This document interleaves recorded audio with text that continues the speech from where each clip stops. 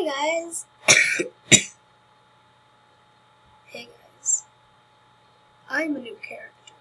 My name is Krater, and I'm not the nicest. I am quite evil, some would say. But I'm the person on here that tells all the spooky stories.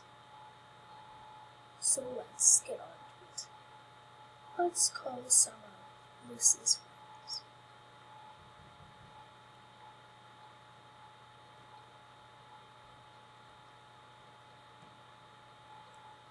Don't ask how I call Lucy's.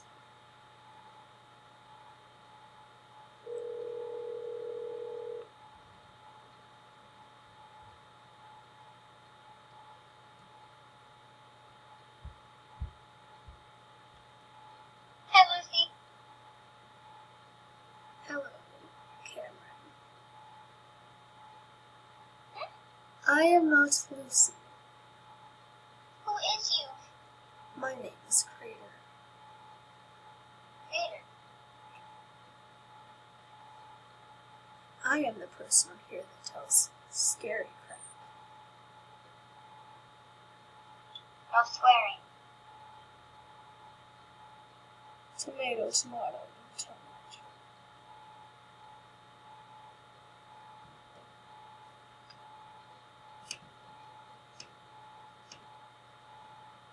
No, like seriously, my family might watch this. Okay. I am going to type up murder stories. Okay. And now, let me tell you.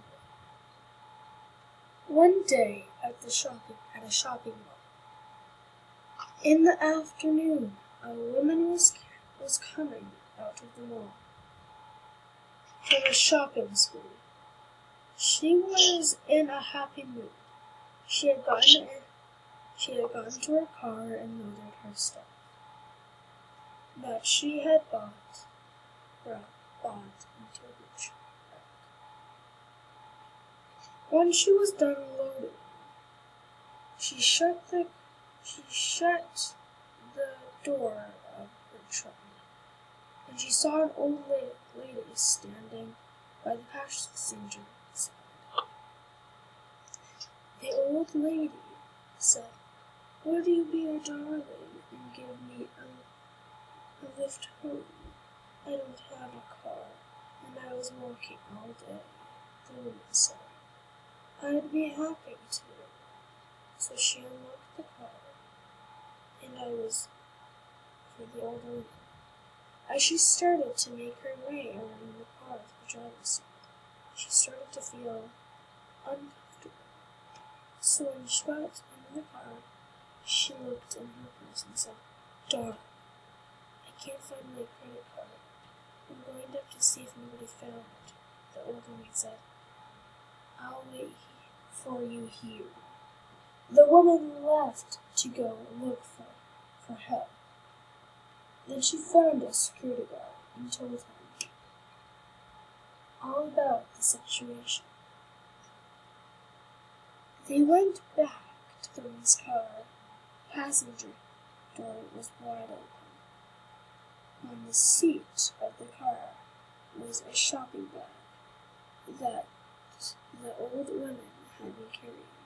Inside of the bag was the old woman's dress and a gray-haired wig, along with a huge butcher's knife, a video camera, and a roll of duct tape.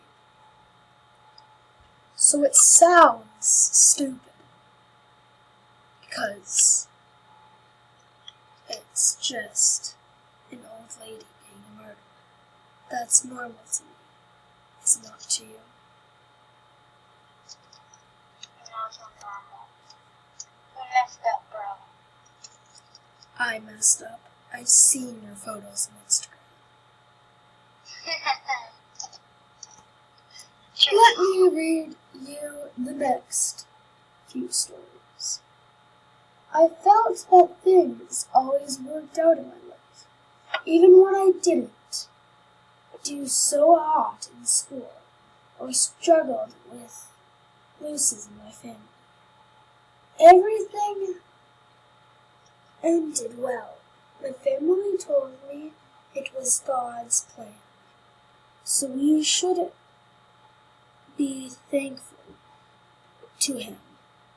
I didn't believe them. I realized that everything I did was planned. It's like my life was a show. I had to test my theory. I began behaving extractly or erratic. Don't judge my grammar. I drove different ways to work to see if they had been seen me set up. I walked into random stores to see if they actually existed. My friends and family were worried. They told me I seemed to not be myself. The producers must have figured out that I knew what was going on. I tried my most darling attempt, yet one night I got to my car and began driving. Almost hours of driving, I pulled into a motel. A motel is a long hotel that sits on the ground.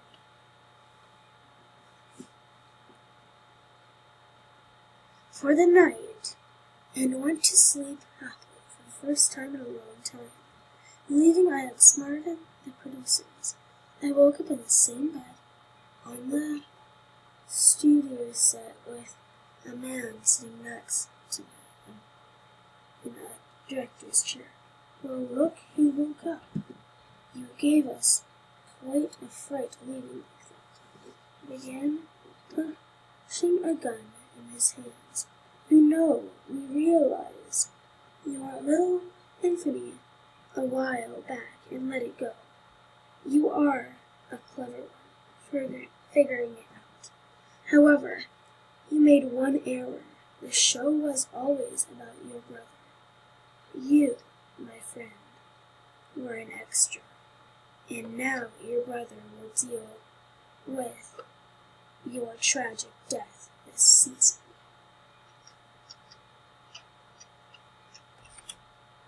That just scared me. Exactly. Ugh. Lucy's texting me. Give me my phone back. No. No, I won't.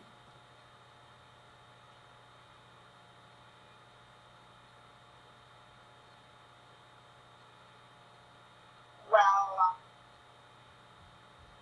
Krater is it? Why did you, how did you know my number? Well, you're on Lucy's phone, so you have to click on a random number.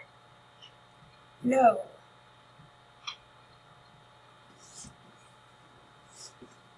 I get people's numbers my own way.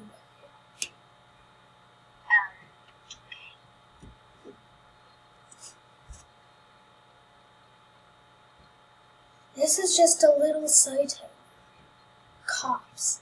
Dad threw girl 5 years old off Tampa Bay Bridge. John Chuck charged with first-degree murder.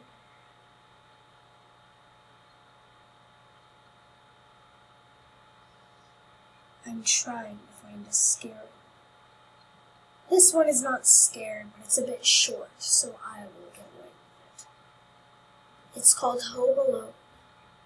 I love that movie. You are home alone, and you hear on the news about a profile of a murderer who is on the loose.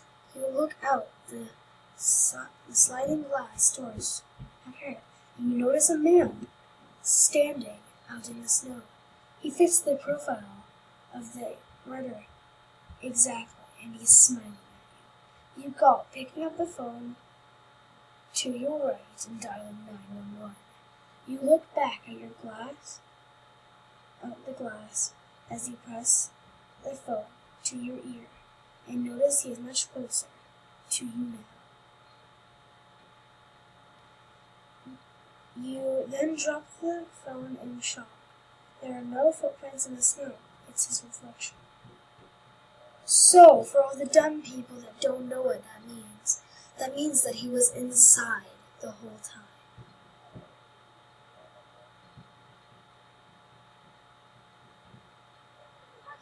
Actually, no. That means that he would have been behind her.